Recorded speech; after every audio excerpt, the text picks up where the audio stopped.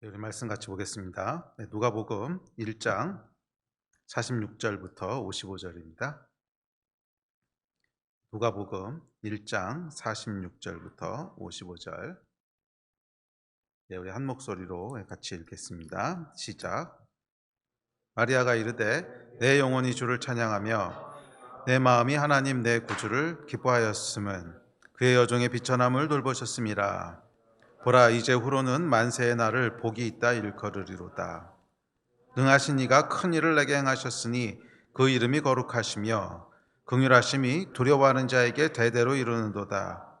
그의 팔로 힘을 보이사 마음의 생각이 교만한 자들을 흩으셨고 권세 있는 자를 그 위에서 내리치셨으며 비천한 자를 높이셨고 줄이는 자를 좋은 것으로 배불리셨으며 부자는 빈손으로 보내셨도다.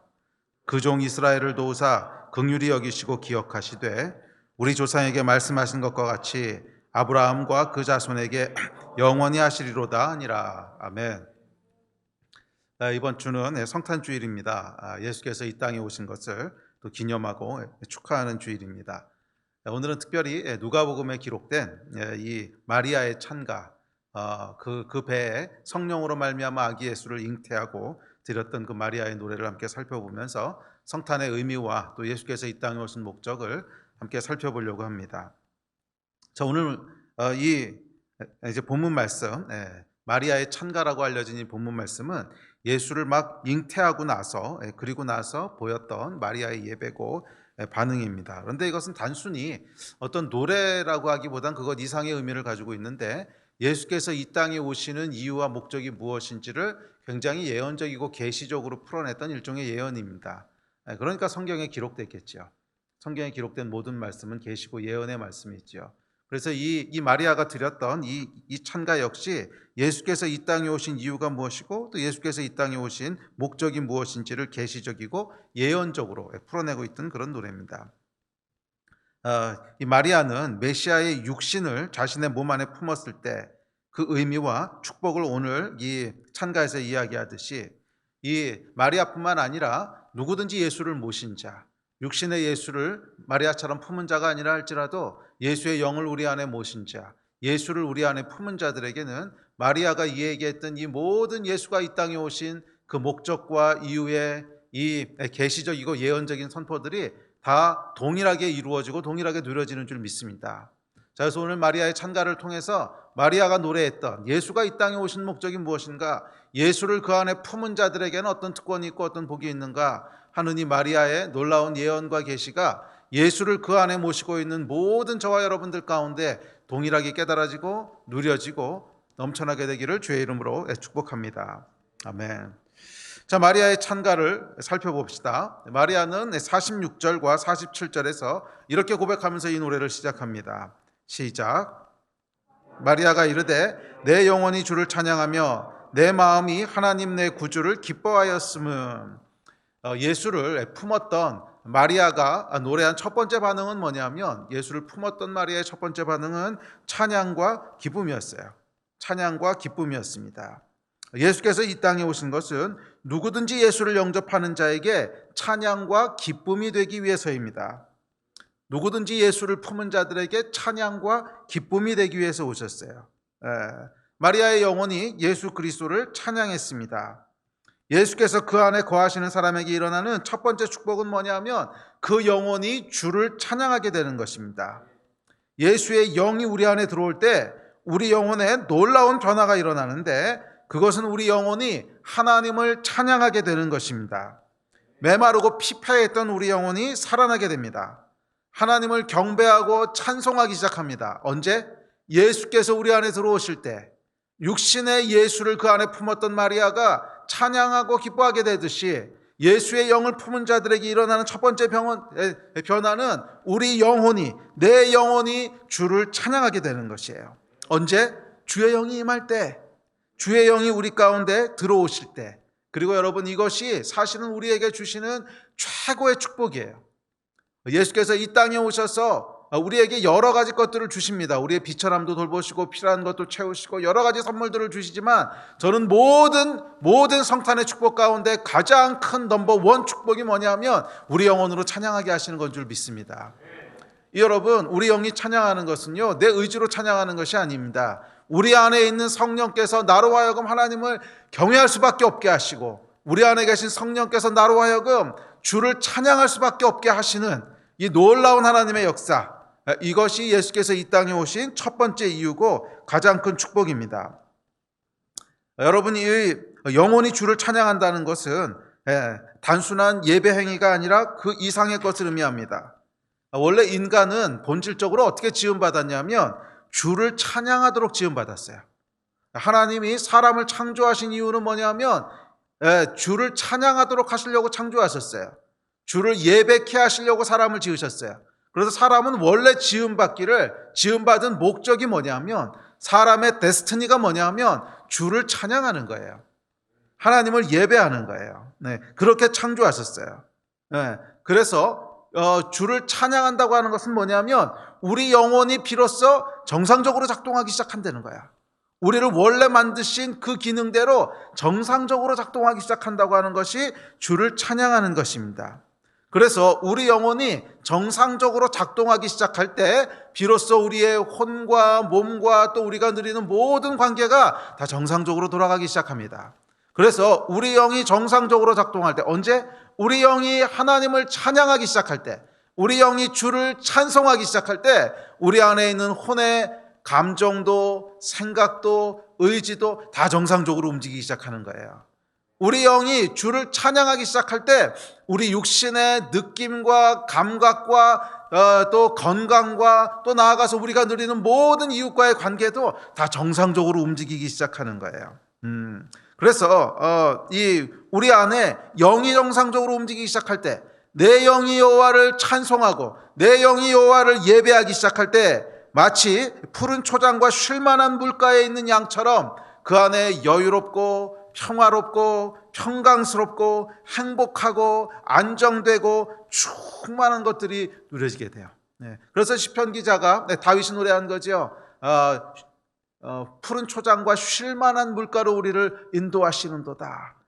맞아요. 예수께서는 우리를 푸른 초장과 쉴만한 물가로 인도하세요. 우리의 모든 생각과 감정들이 그렇게 반응하기 시작하는 거예요. 평강과 안정과 충만함과. 그랬을 때 비로소 하나님이 창조하신 모든 것이 아름답게 보이고 사랑스럽게 보이기 시작합니다. 언제? 내 영이 주를 찬양하기 시작할 때. 이 은혜가 오늘 이 성탄에 예수께서 이 땅에 오신 이 주일에 저와 여러분 가운데 충만하게 넘쳤으면 좋겠어요. 내 영이 예수를 찬양하게 되는, 내 영이 하나님을 예배하게 되는 이 복. 아멘. 자, 그런데 불행하게도 이 하나님을 떠난 인간의 영은 메마르고 피폐해 있습니다. 메마르고 피폐해 있어요. 마치 바짝 마른, 물이 하나도 없는, 그래서 이 바닥이 쩍쩍 갈라진 그런 가뭄의 눈바닥처럼 그렇게 메말라 있고 피폐해 있습니다. 계속 갈급해요. 존재에 대한 목마름, 또 사랑받고 싶은 갈망, 회의, 낭망, 분노, 공허, 영혼을 숨 쉴 수 없도록 억누릅니다. 이게 뭐예요? 메마르고 피폐한 영혼이에요. 이런 영혼의 상태에서는 혼도 육도 그리고 사람들과의 관계도 다 비슷해요. 정상적으로 기능하지 않아요. 다 황폐하고 피폐하게 됩니다. 불안합니다. 조급하고 짜증나고 두렵고. 그러나 우리 영혼이 주를 찬양하기 시작할 때 이 모든 것이 바뀌어요. 이 모든 영적인 기류가 바뀌면서 우리 안에 변화가 일어나기 시작합니다. 비로소 하나님이 만드신 것들이 아름다워 보이기 시작하고, 비로소 평강을 누리기 시작하고, 비로소 여유가 생기기 시작하고, 비로소 아름다운 것을 아름답다고 보기 시작하고, 우리 영이 하나님을 예배하기 시작할 때 이 놀라운 우리 전 인생의 변화가 일어나게 됩니다. 그것이 예수께서 이 땅에 오신 첫 번째 이유입니다. 우리로 주를 찬양하게 하시는 거예요. 우리로 주를 찬양하기 시작하는 거예요. 그럴 때 불안하던 마음에 평강이 임하고, 조급하고 짜증나던 마음이 기쁨과 감사로 바뀌고, 두렵던 마음이 평화로 바뀌게 됩니다. 이 은혜가 여러분들에게 있을 줄 믿습니다. 자, 그럴 때 두 번째 우리 마음의 변화가 일어나는데 그것이 기쁨이에요. 내 마음이 기뻐한다 그랬어요. 내 마음이 기뻐한다. 내 마음이 하나님 내 구주를 기뻐하였으면, 내 영이 예수께서 우리 안에 들어오심으로 말미암아 내 영이 하나님을 예배하고 찬양하기 시작했을 때 비로소 내 안에 깊은 것으로부터, 내 영혼의 깊은 곳으로부터 평화가 올라오기 시작합니다. 내 영혼의 깊은 곳으로부터 기쁨이 올라오기 시작합니다. 예. 여러분, 진짜 평화와 기쁨은 맛본 사람은 알아요. 진짜 평화와 기쁨은 언제 올라오냐면 우리 영이 하나님을 예배하기 시작할 때 우리 안에서 깊은 곳에서 올라와요. 이것은 세상에서 느끼는 기쁨과 평화와 질적으로 다른 거예요. 언제 올라온다고? 내 영이 하나님을 노래하기 시작할 때, 내 영이 하나님을 찬송하기 시작할 때, 그래서 내 영의 깊은 곳이 하나님을 예배하고 경외하기 시작할 때 내 안에 깊은 곳으로부터 정말 맑은 샘물 같은 것이 올라와요. 맑은 샘이 이렇게 올라오면서 기쁨과 평강과 감사와 희열과 그게 올라오기 시작합니다. 할렐루야. 이 기쁨은 내 안에 계신 분, 나를 찾아오신 분으로 말미암아 일어나게 되는 기쁨이에요. 그 본체가 사랑이신 분, 그 본질이 평화이신 분, 그 영광이 한이 없으신 분, 그 크기가 무궁하신 분이 하늘의 모든 영광을 버리고 나를 찾아 이 소망 없는 땅에 오셨습니다. 그래서 내 영혼이 찬양이 울리기 시작합니다. 그럴 때 내가 도저히 감당할 수 없는 그 하나님을 품게 됐을 때, 내가 도저히 어울리지 않고 자격도 없는 자가 이 만물을 창조하신 영광이 무궁하신 분을 내 안에 모시게 됐을 때, 그 안에 여러분 내 영과 내 마음이 울리기 시작하는 거예요. 울리기 시작하는 거예요. 상상할 수 없는 기적과 변화가 일어납니다. 그것은 세상 환경과는 전혀 상관없는 거야. 그냥 내 안에서부터 기쁨과 또 감사와 감격의 그 찬양이 막 올라오고 울리기 시작합니다. 뭐예요? 예수께서 행하시는 일이에요. 성령으로, 마리아가 성령으로 잉태했을 때 잘 생각해 보세요. 이게 여러분 기뻐하고 찬양하고 할 수 있는 계제가 아닙니다. 처녀가 아이를 가졌습니다. 그럼 약혼자 요셉에게는 뭐라고 설명할 거고, 또 그 당시 율법에 의하면 돌 맞아 죽는 겁니다. 지금 이게 방법이 없어요. 설명한다고 누가 알아듣겠습니까? 굉장한 위기, 막 고민하고 그래야 되는 때예요. 근심하고 고민하고 걱정하고 어떡하지? 막 그래야 되는 때인데 지금 마리아의 찬가를 한번 보세요. 이 분위기가 이게 뭐 근심하고 염려하는 사람의 분위기입니까? 아니에요. 정말 하나님의 영광 가운데 이렇게 사로잡혀서 막 그 기쁨과 감사를 주체하지 못해서 올려드리는 찬양이잖아. 와, 내 영혼이 주를 찬양하며 내 마음이 하나님 내 구주를 기뻐함은 그의 여종의 비천함을 돌보셨습니다. 할렐루야. 와우. 이게 여러분 예수께서 우리 안에 계실 때 벌어지는 일이에요.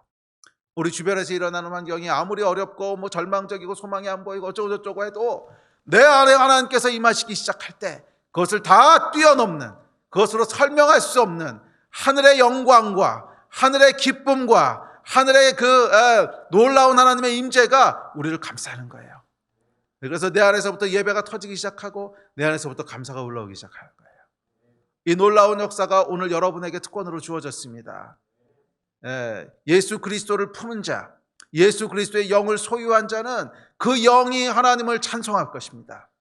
그 영이 하나님을 찬송하기 시작할 것입니다. 그 영이 하나님을 기뻐하기 시작할 것입니다. 그럴 때 내 영의 깊은 것으로부터 다 이해할 수 없고 다 설명할 수 없는 맑은 샘물과 같은 기쁨이 올라오게 될 거예요. 예수께서 주시는 축복입니다. 누리시는 여러분 되시기를 주의 이름으로 축복합니다. 그래서 시편 기자는 이렇게 노래했습니다. 시작. 그가 나를 푸른 풀밭에 누이시며 쉴 만한 물가로 인도하시는도다. 내 영혼을 소생시키시고 자기 이름을 위하여 의의 길로 인도하시는도다. 예수께서 오셔서 우리 영을 소생시키시는 거예요. 죽어있는 우리의 영, 말라있고 피폐해 있는 우리의 영을 소생시키심으로 우리로 하나님을 예배하게 하시고 우리 마음이 기쁨으로 충만하게 하시는 줄 믿습니다. 이어서 마리아가 계속 노래합니다. 48절, 50절, 53절 세 절 띄엄띄엄 봅시다. 시작. 그의 여종의 비천함을 돌보셨습니다. 보라 이제 후로는 만세의 날을 복이 있다 일컬으리로다. 긍휼하심이 두려워하는 자에게 대대로 이루는도다. 줄이는 자는 좋은 것으로 배불리셨으며. 세 가지를 노래하는데 예수께서 이 땅에 오셔서 마리아에게 이 세 가지를 하셨다는 거예요. 비천한 자를 돌보시고 또 두려워하는 자를 긍휼히 여기시고 또 줄인 자를 좋은 것으로 배불리셨다는 거예요. 예수께서 이 땅에 오신 이유입니다. 오늘 예수께서 이 땅에 오셔서 저와 여러분을 찾아오셨는데 찾아오신 이유는 이 일을 행하시려 오셨다는 거예요. 저와 여러분 가운데 있는 비천함을 돌보시고 저와 여러분 가운데 있는 두려움을 긍휼하심으로 베푸시고 저와 여러분 가운데 있는 배고픔과 줄인 것들을 좋은 것으로 채우시기 위해서 오셨어요. 그것이 성탄의 축복이고 성탄의 의미입니다. 예, 예수께서 이 땅에 오셨습니다. 왜 오셨어요? 예, 비천한 자를 높이시기 위해서, 줄인 자를 먹이시기 위해서, 두려워하는 자를 품으시기 위해서 예수께서 오셨어요. 저와 여러분 가운데 이 놀라운 일을 행하시는 분이 예수 그리스도이십니다. 저는 이 말씀이 얼마나 좋은지 몰라요. 비천한 자를 돌보신다는 거예요. 돌보신다는 그 단어의 원어 뜻을 살펴보면 애정을 가지고 주목하다 이런 뜻이에요. 은총을 가지고 바라본다 이런 뜻이에요. 그러니까 누구 어떤 사람을 바라볼 때 은총을 가지고 애정을 가지고 바라보고 관찰하고 그런다는 거예요. 그것이 돌본다라고 하는 원어의 뜻입니다. 여러분 존귀한 자, 유명한 자, 또 부자 그런 사람은요 돌보는 사람이 많아요. 바라보는 사람이 많습니다. 그렇죠? 뭐 존귀하고 유명한 자고 뭐 그런데 당연히 주목하는 사람도 많고 친근하게 다가온 사람도 많습니다. 그러나 비천한 자는 어떨까요? 돌보는 사람이 없어요. 비천한 자를 누가 돌보겠어요? 아무도 주목하는 사람이 없습니다. 아무도 관심을 가지고 바라봐 주지 않습니다. 비천한 자는요 물건처럼 기능하는 존재입니다. 예, 그냥 언제든지 망가지면 다른 것으로 대체할 수 있는 그냥 내 주변에서 이런 기능을 해주는 사람이야. 그렇지 비천한 자를요 돌보고 바라봐주는 사람은 없어요. 마리아가 여러분 어떤 존재였습니까? 가난한 목수의 아내였습니다.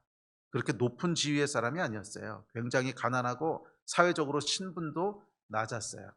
예, 가난한 목수의 아내였습니다. 초라하고 보잘것없는 존재. 예, 또 내세울 만한 것이 아무것도 없는, 아무것도 이룬 것 없는 어린 나이에 그것도 여자였어요. 뭐 그 당시에 여자는 거의 인권이 보장되지 않는 그런 때였잖아요. 어린 나이에 아무것도 이룬 것도 없고 성공한 것도 없고 돈도 없고 전혀 내세울 것이 없는 사람에게 주목받을 만한 것이 하나도 없는 하나님의 은총을 받아야 되는 자격을 논한다면 아무것도 내세울 게 없어.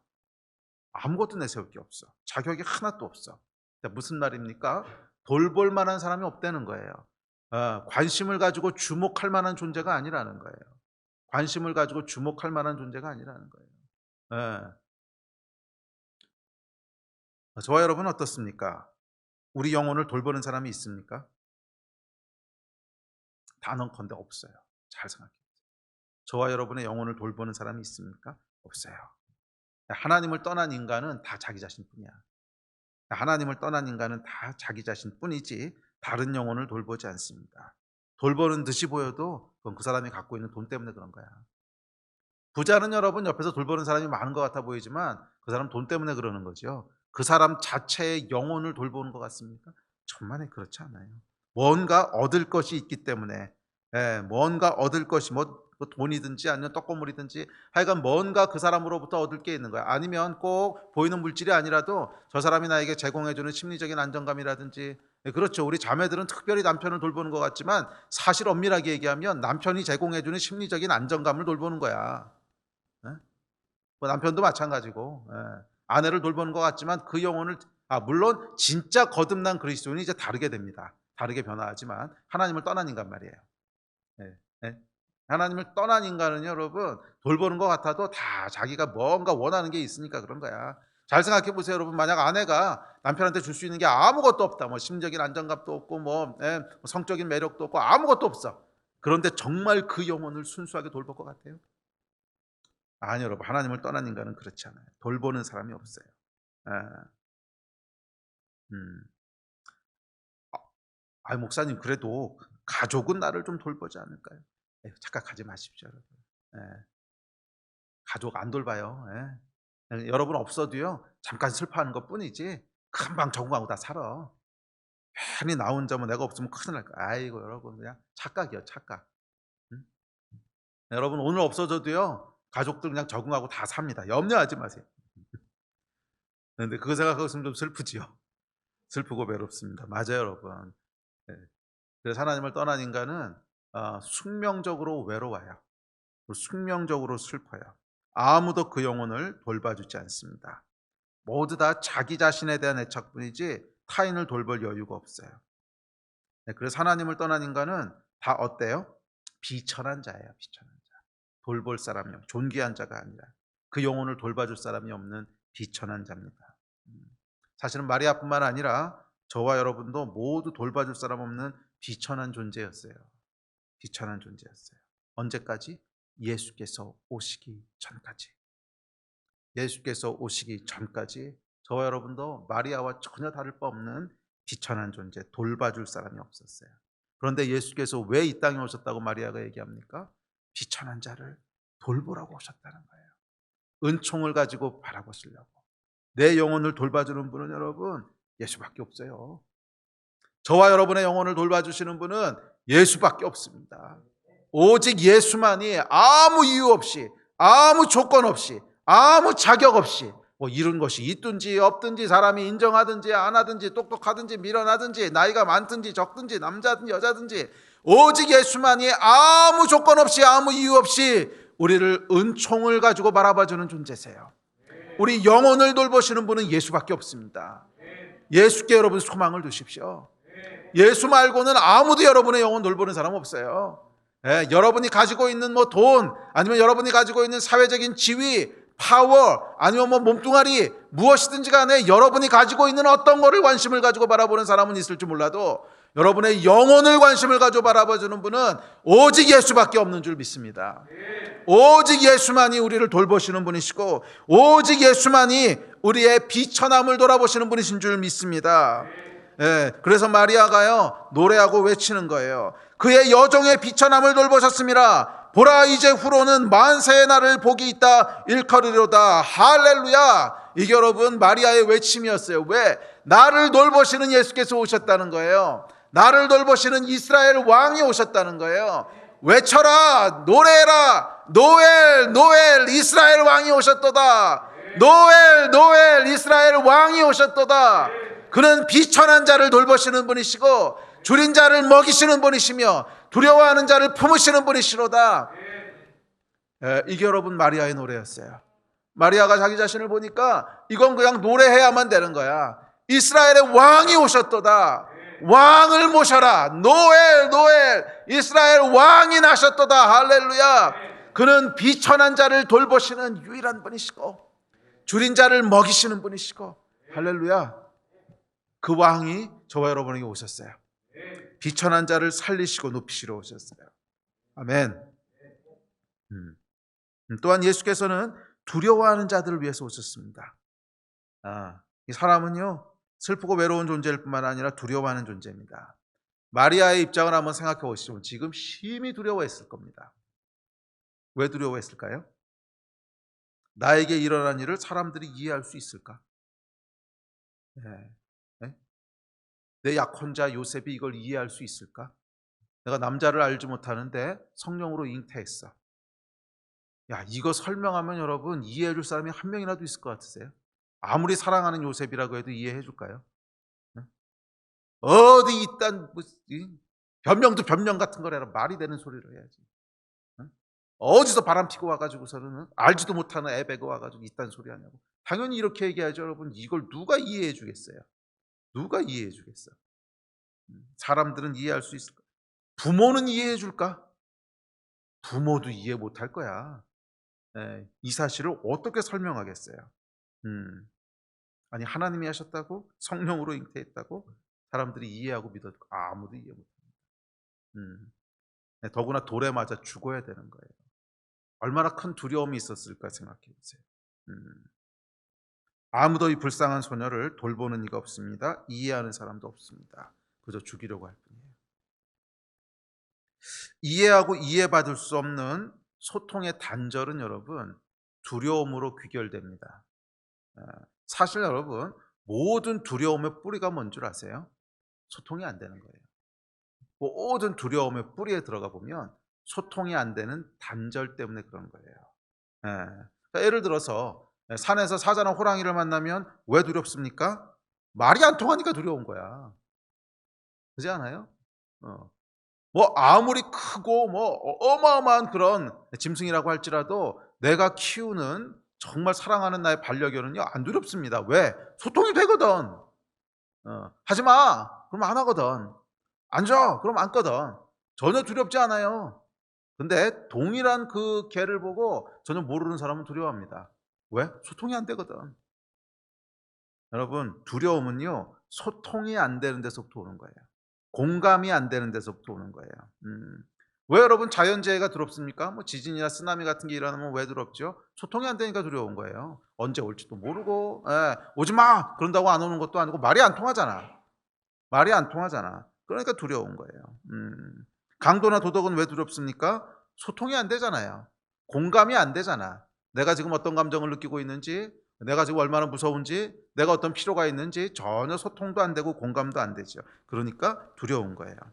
예, 두려움이라고 하는 것의 뿌리는 뭐냐면 소통이 단절된 겁니다. 거기서부터 두려움이 나오는 거예요. 이 단절은 물론 하나님과의 단절부터 시작됩니다. 하나님과 단절. 그래서 여러분 하나님과 소통이 안 되잖아요. 그럼 하나님이 두려워요. 그렇지 않습니까? 네. 하나님과 소통이 안 되면 하나님이 두려워요. 사람이 왜 두렵습니까? 소통이 안 되니까 두려운 거예요. 두려움을 일으키는 모든 폭력, 살인, 뭐 다 이런 뭐 사기 이런 것들이 다 뭐예요? 소통이 안 되고 공감하지 못하는 단절에서부터 옵니다. 두려움의 근원은 소통의 단절입니다. 네. 그래서 마리아뿐만 아니라 하나님을 떠난 인간은 단절과 소외 속에서 나를 이해해 줄 존재가 없는 두려움 속에 있습니다. 아무도 나를 이해해 주지 못하는 두려움 속에 있습니다. 미래에 대한 두려움, 질병에 대한 두려움, 사람에 대한 두려움, 이해받지 못할 것에 대한 두려움, 성공하지 못할 것에 대한 두려움, 나 자신에 대한 두려움, 그리고 죽음에 대한 두려움. 그곳에 예수께서 오신 거예요. 두려움에 떨고 있는 이 존재 가운데 긍휼하심이 두려워하는 자에게 대대로 이루는도다. 할렐루야. 네, 여러분 이 두려움을 내어 쫓으시는 분은 우리 예수님 한 분밖에 안 계세요. 예수 그리스도의 긍휼하심이 우리 가운데 임할 때 비로소 우리가 두려움으로부터 해방되는 거예요. 아, 나를 이해하시는 분이 있으시구나. 나를 긍휼히 여겨주시는 분이 있으시구나. 그래서 여러분 이 두려움에 대한 해결책으로 뭐 보호하신다, 막아준다 이런 게 아니고 긍휼히 여기신대요. 이거 뭐예요, 여러분? 응? 공감, 소통, 그거를 끊어내는 거야. 두려움의 뿌리를 끊어내는 거예요. 나를 긍휼히 여겨주시는 분, 나를 이해해 주시는 분, 내가 지금 무엇을 느끼는지를 알고 계시는 분, 그 예수께서 오셨다는 거예요. 예수께서 여러분 인간의 몸을 입고 이 땅에 오신 이유가 그것 때문 아니에요. 체휼하시려고 오신 거 아니야.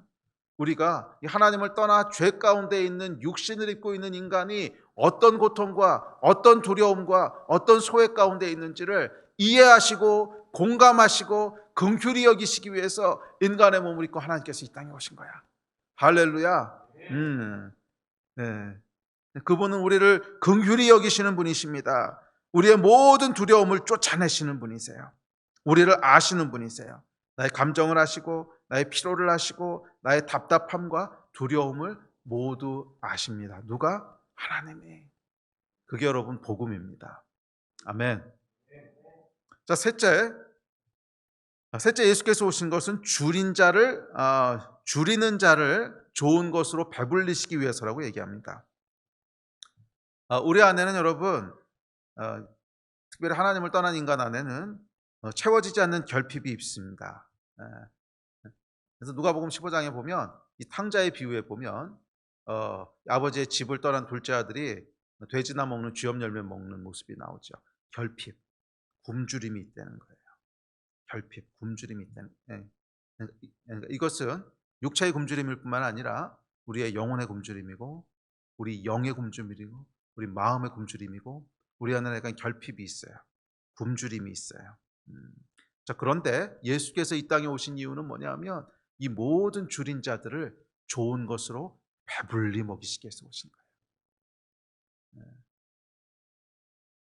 거예요. 오늘 예수께서 저와 여러분을 찾아오신 이유는 저와 여러분 안에 있는 줄인 것들, 결핍한 것들, 부족한 것들을 좋은 것으로 배불리 먹이시기 위해서 오셨어요. 할렐루야. 예. 제가 처음으로 예수님을 영접하고 믿은 것은 35년 전이었어요. 85년 12월이었는데 정확히 35년 전인 것 같은데 35년 전에 제 인생에 처음으로 예수께서 찾아오셨습니다. 그때가 제 첫 번째 성탄이었어요. 그래서 제가 예수를 영접하고 나서 제 안에 너무 막 기쁨이 있었는데 그때 이제 대학부에서 저희 교회에 이제 대학부가 있었는데 그 대학부에서 성탄절에 이렇게 모여가지고서 마음을 나누는 모임이 있었어요. 그래서 한마디씩 하는 건데 그때 제가 고백했던 게 그거였어요. 올해가 나의 첫 번째 성탄이라고. 그때까지 제가 20년을 살아오면서 수많은 성탄절을 보냈지만 그건 예수 없는 성탄절이었고 제 첫 번째 크리스마스는 제 안에 예수께서 들어오신 그때가 세상에서는 2000번째 크리스마스라고 그럴 줄 몰랐지만 저한테는 적어도 첫 번째 크리스마스였어요. 네. 그렇죠. 여러분들에게도 아마 다 이제 첫 번째 성탄이 있지 않아요? 예수께서 내 인생 가운데 찾아오신 날, 그날이 있지. 예. 정말 그날 이후로요, 제 인생에 기적이 일어났어요. 정말 그날 이후로 제 인생에는 놀라운 변화가 일어났습니다. 35년 전 얘기인데 그 변화를 한마디로 얘기하면 뭐냐면 좋은 것으로 저를 채우셨다는 거예요. 좋은 것으로 채우셨다는 거예요. 와, 35년 동안을 쭉 이렇게 돌아보니까요, 부족함이 하나도 없었어요. 정말 부족함이 하나도 없었고 제 인생에 제일 좋은 것들로만 채우셨어요. 여러분, 우리 예수께서는 어떤 분이시냐면 제일 좋은 것으로 채우시는 분이세요. 예. 아유, 그렇게 배고프냐? 아유, 여기 맨밥 있으니까 김치 먹어라. 이런 분이 아니셔. 먹을 수 있는 가장 좋은 것으로 우리 인생을 채우시는 분이세요. The best of the best로 채우시는 분이세요. 할렐루야. 이것은 마리아의 고백일 뿐만 아니라 제 고백이기도 해요. 35년 그 첫 번째 크리스마스 이후로 오늘까지 주님께서 제 인생을 먹이시고 채우시고 입히시고 채우셨는데 정말 the best of the best로만 하셨어요. 가장 좋은 것으로만 하셨어요.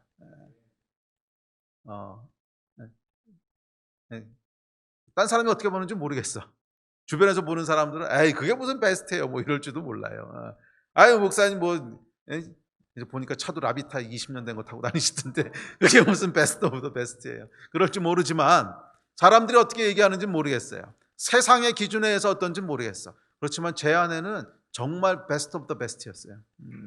전혀 불편함이 없었고 정말 좋은 것들로만 채우셨어요. 그게 우리 하나님이 하시는 일입니다. 예수께서 행하시는 일입니다. 지난번에도 제가 잠깐 나눴던 것 같은데 작년에 제가 2019년이죠. 작년에 이제 오랜만에 건강검진을 받으려고 이렇게 검진을 받았는데 몸에 이상한 게 있다는 거예요. 폐에. 근데 아무리 봐도 이거는 암일 가능성이 굉장히 높다는 거예요. 그래서 빨리 대학병원에 가서 이제 검사를 받으라고.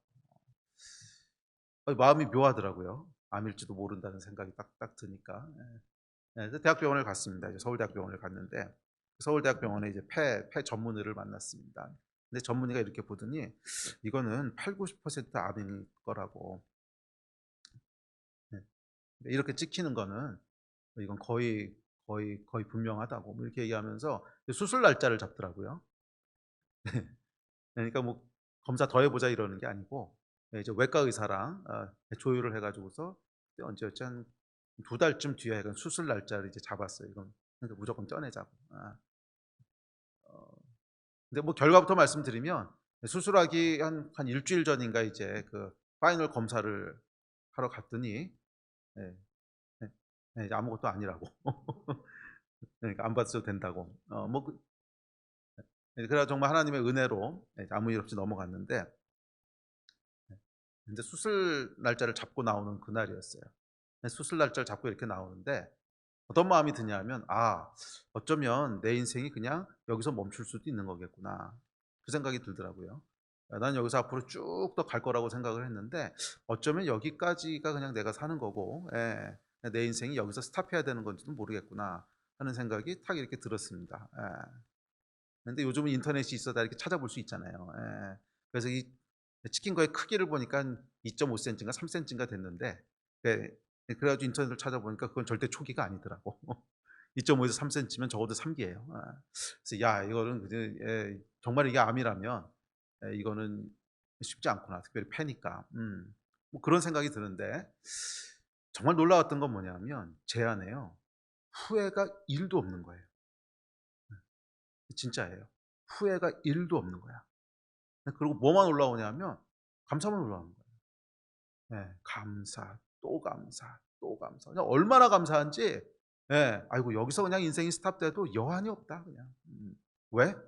제 인생을 하나님께서 제일 좋은 것들만 채워오셨기 때문에 여기서 어떻게 더 좋은 인생을 사냐 아무리 생각해봐도 모르겠어.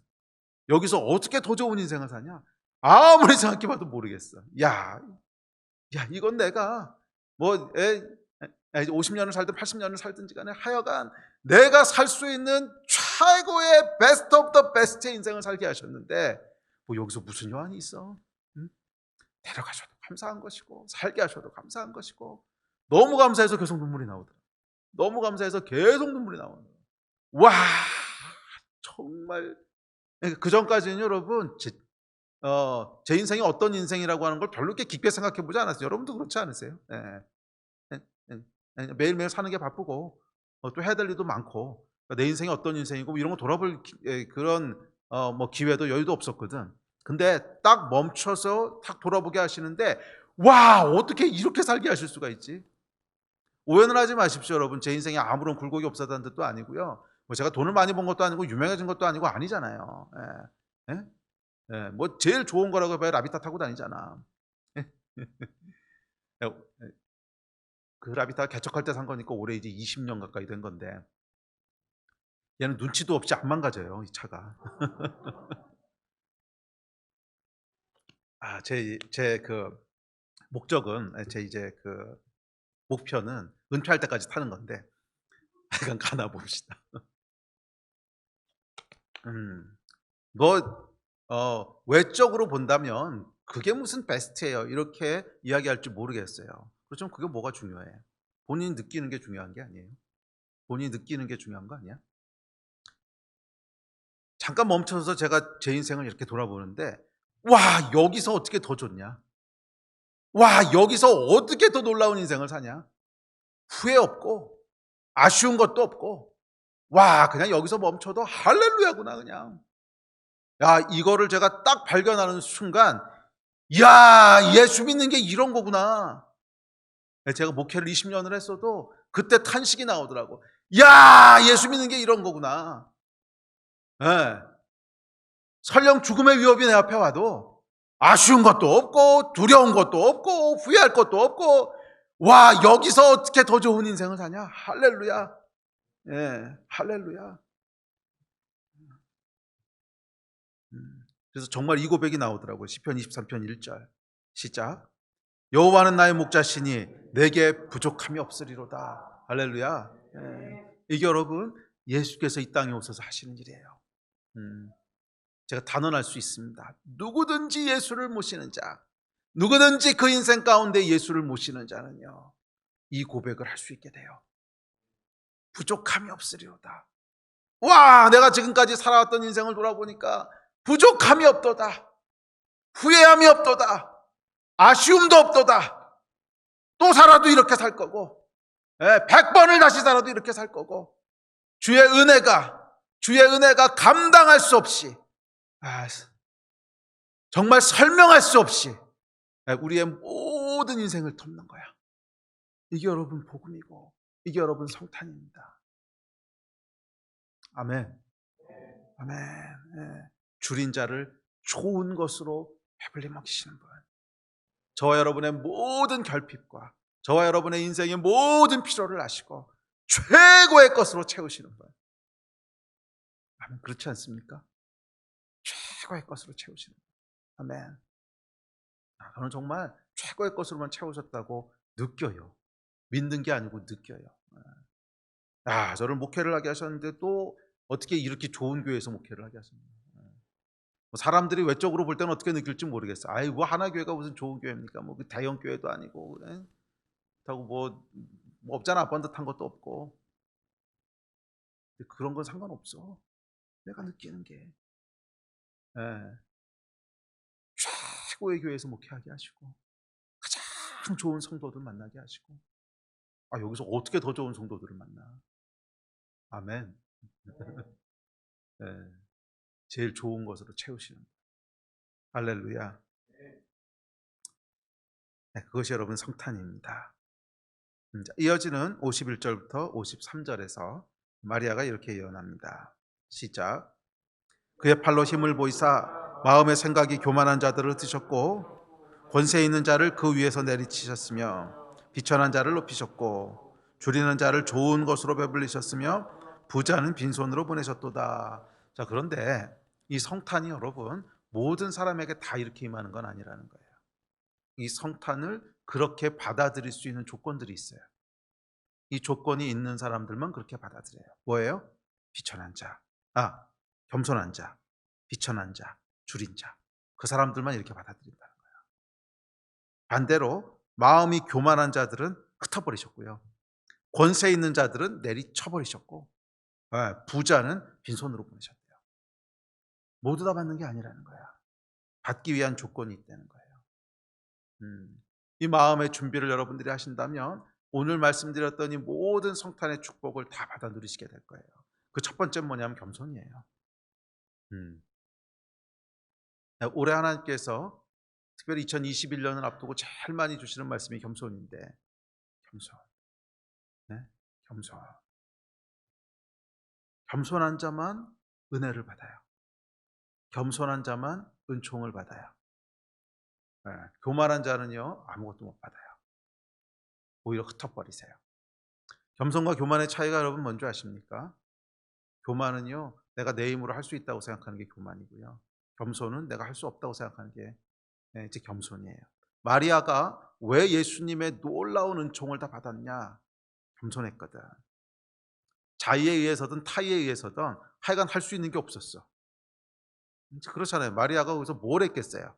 아무것도 가진 것 없는 어린 여자아이, 설명해도 믿어줄 사람도 없고 방법이 없잖아. 마리아는 여러분 자기 힘으로 할 수 있는 게 아무것도 없었어요.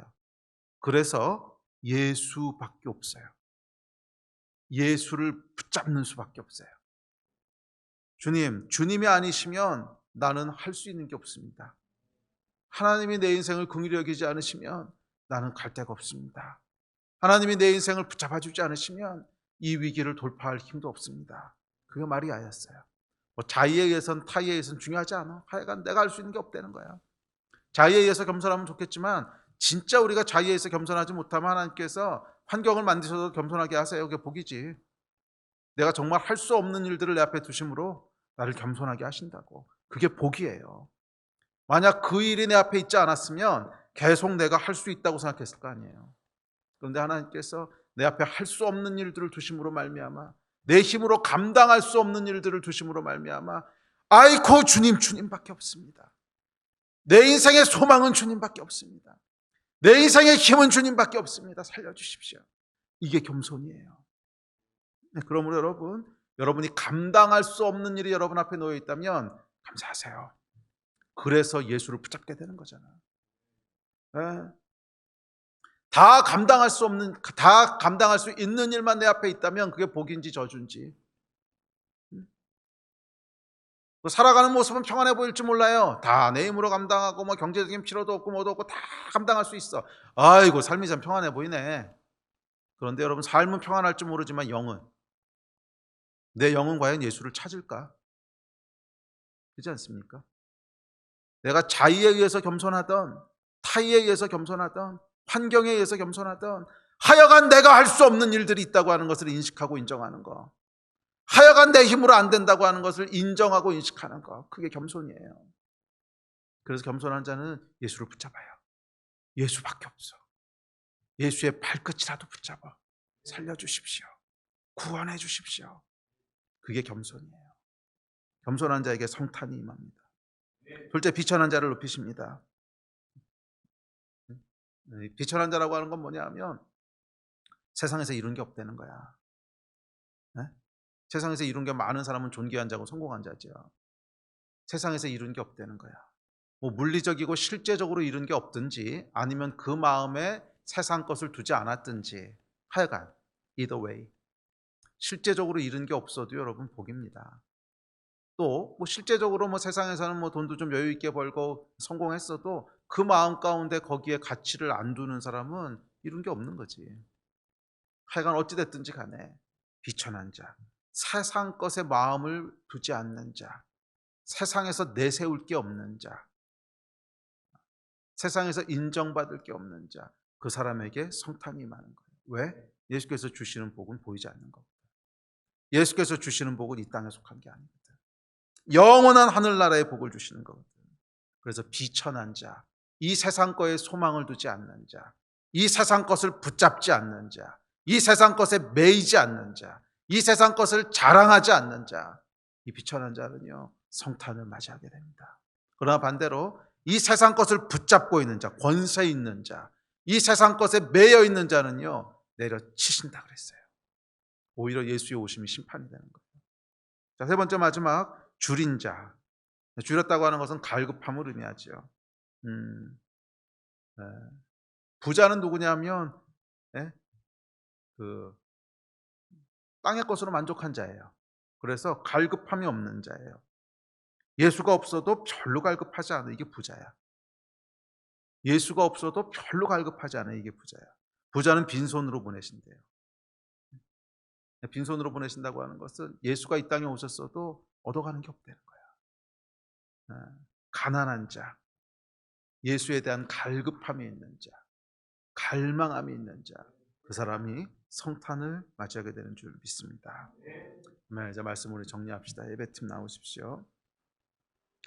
마리아가 고백합니다. 54절부터 우리 같이 읽읍시다. 시작. 그 종 이스라엘을 도우사 긍휼히 여기시고 기억하시되 우리 조상에게 말씀하신 것과 같이 아브라함과 그 자손에게 영원히 하시리로다 하니라. 능하신 이가 큰 일을 내게 행하셨으니 그 이름이 거룩하시며. 마리아가 이 성탄을 맞이하면서 능하신 이가 내게 큰 일을 행하셨습니다. 당신의 백성을 도우시고 긍휼히 여기시고 기억하십니다. 할렐루야. 정말 그랬어요, 여러분. 제 인생에 예수께서 오시기 전까지 여러분도 마찬가지라고 믿습니다. 우리 어떤 자였습니까? 정말 두려워하고 영은 피폐하고 마음은 암울하고 소망도 없고 비천하고 비루하고 관계는 다 망가져 있고 그런 자 아니었습니까? 그런데 어느 날 예수께서, 아기 예수가 마리아의 품 안으로 들어오듯이 예수께서 우리 영 안으로 들어오셨을 때 그 인생에 여러분 기적이 일어나지 않았습니까?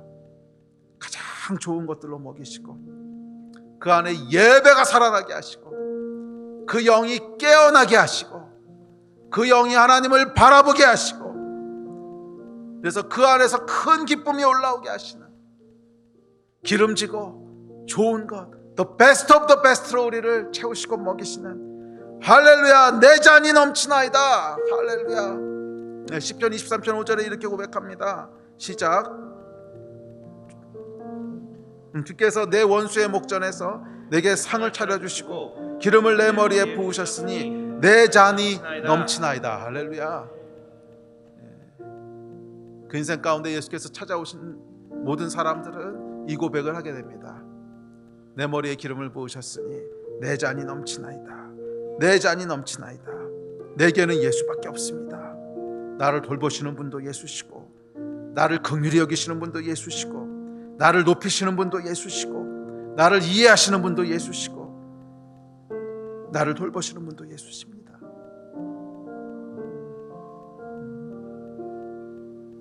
이 놀라운 성탄의 축복이 예수를 맞이하는 자에게 기다리고 있습니다. 마리아도 다윗도 그 인생 가운데 예수께서 찾아오셨을 때 이것을 고백하게 됐습니다. 아멘. 우리 시편 23편 6절 한 절 읽고 같이 기도하십시다. 시작. 내 평생에 선하심과 인자하심이 반드시 나를 따르리니 내가 여호와의 집에 영원히 살리로다. 할렐루야. 할렐루야. 우리 같이 좀 일어나서 찬양하고 기도합시다. 이 하나님, 이 선하시고 인자하심이 영원히 나와 함께 하시니 내가 여호와의 집에 영원히 거하겠습니다. 우리 인생 가운데 찾아오신 왕을 환영합니다. 노엘 노엘, 이스라엘의 왕을 환영하고 예배합니다. 주님, 오늘 주께서 이 땅에 오신 것을 기념하는 이 성탄 주일에 우리의 심령 깊은 곳에 임하시고 우리 안에 찾아오셔서 이 놀라운 일들을 행하여 주십시오. 행하여 주십시오. 우리 마음 가지고 같이 좀 부르짖죠. 기도하면서 주 앞에 나아가십시다. 우리 기도하시겠습니다.